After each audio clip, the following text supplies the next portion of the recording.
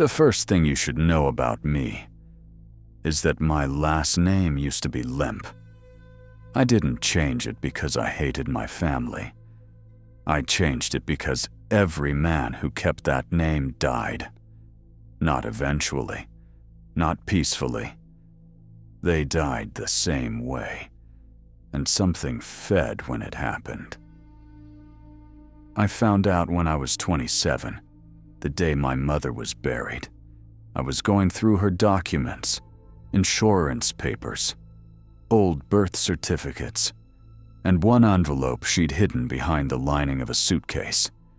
Inside was a photocopy of a death record, not hers. William Lemp, cause of death, self-inflicted. Frederick Lemp, cause of death, self-inflicted. William Lemp Jr., cause of death, self-inflicted. Charles Lemp, cause of death, self-inflicted. Charles Lemp III, cause of death, self-inflicted. 5 men, 5 deaths, 1 family, and written at the bottom, in my mother's handwriting. If it knows your name, it will wait for your death. I laughed when I read that. I wish I hadn't. Because that night, for the first time in my life, I dreamed of the Lemp mansion. Not as a building, as a throat. I woke up with the taste of iron in my mouth, and the certainty, absolute certainty, that something had learned I still existed. I tried to ignore it, told myself it was grief, stress, imagination. But stress doesn't make you feel watched. Not like this. It didn't stalk me. It didn't whisper. It didn't chase. It waited. That's how it survived for generations. I went to St. Louis to end it. I needed to see where it fed. The mansion felt wrong the moment I stepped inside. Not haunted, occupied. Like walking into a room where someone had just finished eating. The guide talked about tragedy, about depression, about bad luck. I wasn't listening, because I felt it then. A pull, a tightening, like something inside me recognized the smell of home. That night I saw it clearly. Not in a mirror, not in a shadow. In the space between breaths.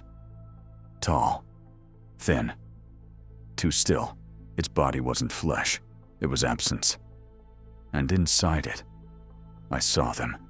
Every Lemp who had died, stacked, layered, preserved. Your family fed me well, it said. Not with a voice, with truth. That's when it showed me how it worked. It didn't kill the Lemps. It waited for them to kill themselves. Because death tasted better when it was offered. Each suicide was a ritual. Each bullet, each rope, each final decision, a meal. That's why it followed the bloodline, not the house. That's why my mother ran. Changed our name. Buried the past. She wasn't saving herself. She was starving it. But she died anyway. And when she did, I felt it. Not feeding. Waiting, because I was still alive. And tried to fight it. I stopped sleeping. Stayed surrounded by people.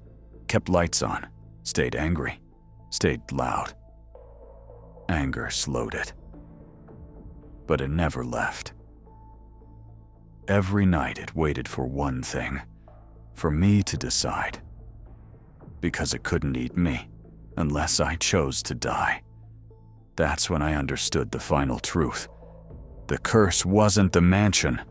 The curse wasn't the name. The curse was choice. The creature couldn't force anything. It could only wait until death felt reasonable. I decided to cheat it. I staged my death. Car crash. Burned records. No body. No confirmation. I thought starving it would end everything. For a while, it worked. The dreams stopped. The pressure faded. I felt free.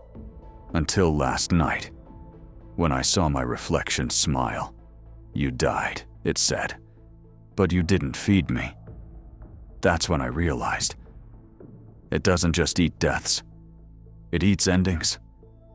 And now, it's hungry in a new way.